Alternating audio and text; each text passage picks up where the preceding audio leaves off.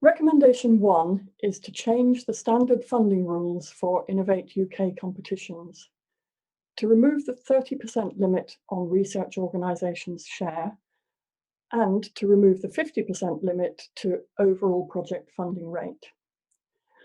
Some funding schemes and competitions, like Strength in Places, have already taken this approach, so we know that it can work well.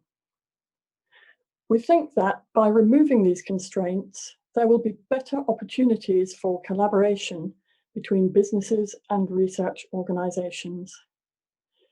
These new opportunities will encourage more translational focus by incentivising industry to engage more with both universities and catapults. We hope to see you at the workshop on the 25th of March.